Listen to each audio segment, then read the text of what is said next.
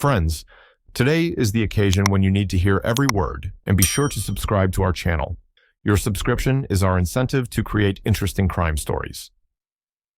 Monica Sementilli and Robert Baker's jail romance has become a focal point in the ongoing investigation surrounding the murder conspiracy of Monica's husband, Fabio Sementilli, 49, as claimed by prosecutors.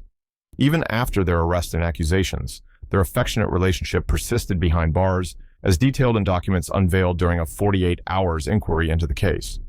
Prosecutors argue that their continued affair, captured in recordings obtained through police operations, serves as further proof of their alleged involvement in the murder conspiracy.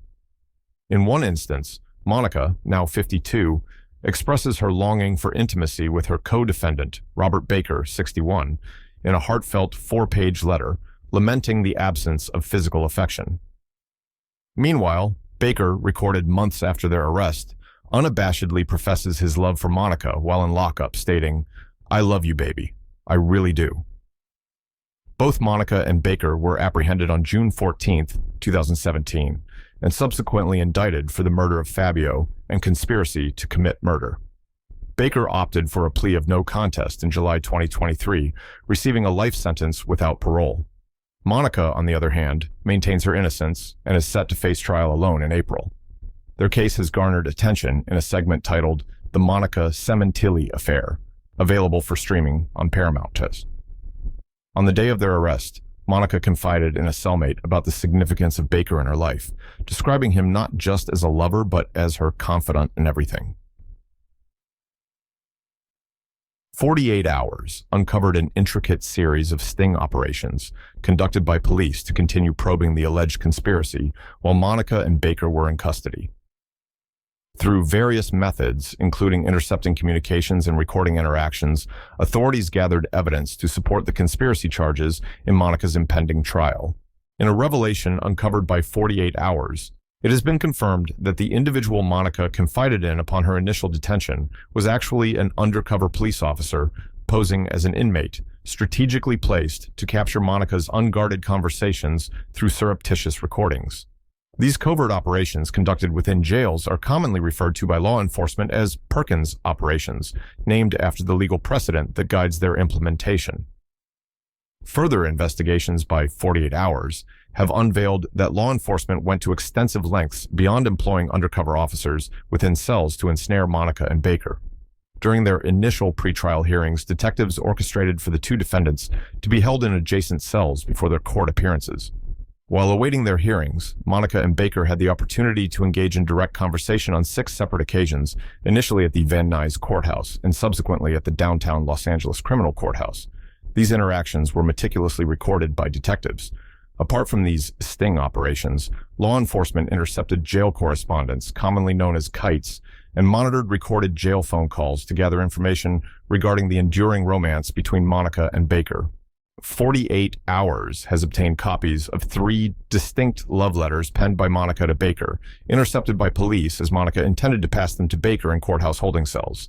Detectives discovered these letters during the hearings, swiftly making copies before discreetly returning them for the inmates to reclaim, ensuring they remained unaware of the interception and replication of the letters. While Monica's defense maintains that the intimate details of her relationship with Baker are irrelevant to the murder conspiracy charges against them, prosecutors argue otherwise. According to prosecutors, the information obtained from various operations, including intercepted conversations and letters, serves as compelling evidence of the ongoing conspiracy between the accused. Deputy District Attorney Beth Silverman emphasized that the defendants' commitment to each other, as evidenced by their vows not to cooperate with law enforcement or testify against each other, further supports the prosecution's case. The orchestrated circumstances that allowed Monica and Baker to communicate directly while detained were intentionally set up by law enforcement to capture their conversations. This tactic aimed to gather crucial evidence for the case. Prosecutors also highlight the use of secret codes by Monica and Baker to express their love and commitment within the confines of the jail. These encrypted messages are cited as additional proof of their involvement in the alleged murder conspiracy. In a motion filed by the prosecutor in 2021, it was asserted that the recordings and intercepted love letters serve as evidence of an ongoing secrecy pact between Monica Sementilli and Robert Baker. According to the prosecution, the defendants frequently communicated using cryptic language and codes to conceal their discussions from law enforcement. Phrases such as OMM, 9 p.m., LOML, and 100 were allegedly utilized for clandestine communication. The prosecution contends that OMM stands for on my mind, while 9 p.m. refers to a covert plan to violate jail regulations and arrange a phone call at a specific time facilitated by a third party. LOML is purported to be an acronym for love of my life, symbolizing their mutual affection and commitment. Additionally, 100 is interpreted as indicating their complete dedication to each other. Another significant phrase highlighted by prosecutors is R or D, found at the conclusion of one of Monica's love letters. Prosecutors claim this abbreviation represents ride or die, signifying an unwavering commitment to each other. Further incriminating evidence was reportedly discovered on Baker's cell phone, where detectives found a drawing depicting a couple embracing while wearing only underwear and ski masks, holding guns.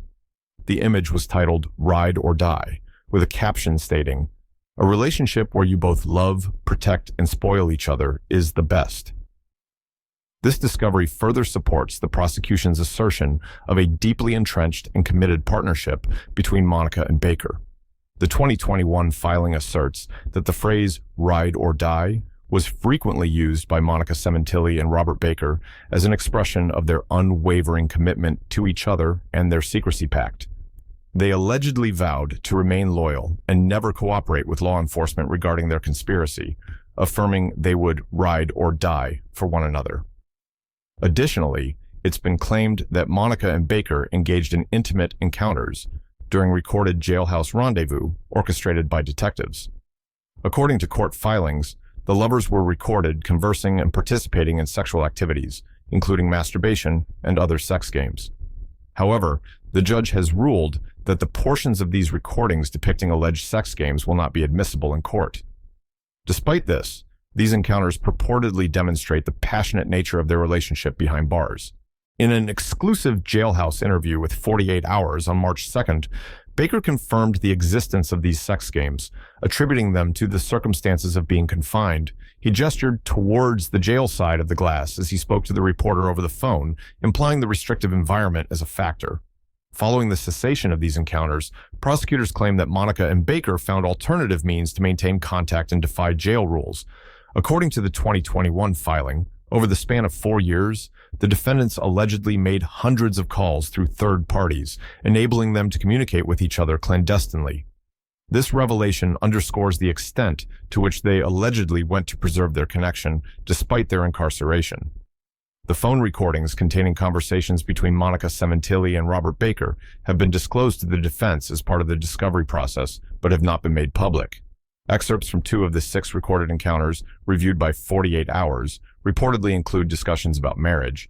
In her letters, Monica consistently refers to herself using variations of Mrs. Baker, Monica Baker, and your wifey. Prosecutors allege that MB serves as an abbreviation for Monica Baker. The prosecution contends that the continued references to each other as husband and wife, while in custody for the murder of Fabio Sementilli, demonstrate not only their dedication to each other, but also to their alleged murder conspiracy.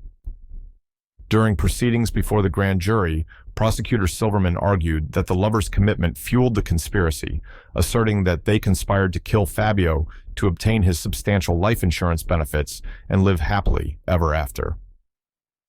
Monica's defense attorneys have consistently challenged the relevance of the evidence regarding the love affair in proving the existence of a murder conspiracy. Nevertheless, it is evident that Monica and Baker's commitment to their relationship persisted during their time in jail, lasting for months and possibly years, as asserted by the prosecutor. In a recorded conversation in lockup, Robert Baker expresses his intent to marry Monica, stating, "We will get married. You are the perfect wife for me, beyond belief. My mind is like I'm delirious." Similarly, Monica affectionately refers to herself as your wifey in a letter intercepted on August 6, 2017, ending with, "Love your wifey, Monica Baker till death, R or D." During one jailhouse conversation captured in a sting operation, Baker mentions Monica facing difficulty, possibly being disowned, for loving and wanting to marry him. This comment raises questions about potential familial disapproval and its connection to the murder conspiracy allegations. In grand jury hearings, prosecutor Silverman argued that divorce was not a viable option for Monica due to her Italian Catholic background, implying that this familial and cultural pressure provided a motive for the alleged murder conspiracy. Silverman suggested that Monica's family's disapproval of divorce might have led the couple to consider murder as an alternative solution. Monica's defense attorneys have contested this testimony, arguing that the prosecutor's interpretation is weak and misconstrued. They maintain that the prosecutor has failed to establish any concrete evidence indicating that divorce was a significant concern for Monica. In a recorded conversation between Baker and Monica on August 31, 2017, referred to as lockup overhears by the police, Baker appears to make a startling admission regarding Monica's potential disownment due to their desire to get married. Baker seemingly addresses Monica's concerns about revealing their plans to get married, implying that doing so would lead to Monica being officially disowned for loving someone. Monica responds by expressing uncertainty about when to disclose their intentions, suggesting they wait until after the trial to see how things unfold. Baker's subsequent remark, "I'm not the one that has the difficulty you do," suggests that Monica is facing more significant challenges or obstacles in their relationship. Although the transcript provided in the prosecutor's motion is only a partial excerpt of the conversation, it sheds light on the potential issue of Monica's disownment over her relationship with Baker. This snippet of their jailhouse conversation, recorded by the Los Angeles Police Department, indicates that Monica's disownment may have indeed been a concern for the couple, with Baker acknowledging it as a difficulty for Monica. This revelation raises a significant issue that is likely to be explored further during Monica's trial. Monica's defense attorneys, represented by veteran LA criminal defense attorney Leonard Levine, have chosen not to comment on any evidence until it is presented at trial. While it remains uncertain whether Monica and Baker maintain contact today after 6 years of incarceration, evidence suggests that they remain committed to their relationship in the months following their arrest, potentially extending for years. Despite Monica learning of evidence implicating Baker in her husband's murder, the evidence indicates that their communication continued through love letters, alleged sex games, and promises. During an exclusive jailhouse interview with 48 Hours, Baker revealed that he and Monica are now prevented from contacting each other. He recounted their last encounter, describing a random encounter passing each other in lockup, where Monica allegedly cursed him as a murderer. However, Baker did not specify when this exchange occurred. If Monica indeed referred to Baker as a murderer, it would mark a significant shift in her attitude, as evidenced by their interactions through August 2017 in jail letters and recordings. Contrary to this, Baker claimed during his interview with 48 Hours that Monica had no involvement in the murder conspiracy and that he acted without her knowledge. Prosecutors strongly refute the notion that Monica Sementilli was not involved in the conspiracy to murder her husband, detailing 56 overt acts that they argue demonstrate the conspiracy between Monica and her lover, Robert Baker, to kill Fabio Sementilli, a celebrity hairstylist turned beauty industry executive. In a strategic move, Monica's defense attorneys plan to call Baker as a witness during Monica's trial. They expressed confidence that Baker's guilty plea and truthful testimony will absolve Monica of any involvement in the planning or execution of Fabio's murder. Leonard Levine, Monica's defense attorney, stated after Baker's sentencing that they firmly believe Baker's testimony will prove Monica's innocence once and for all. The trial is expected to center around whether Monica Sementilli's love affair with Robert Baker constitutes evidence of a criminal conspiracy or merely passionate infidelity.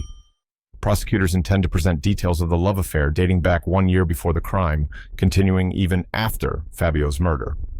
The revelation of their ongoing relationship while awaiting trial, as uncovered by 48 Hours, adds another layer of complexity to the case.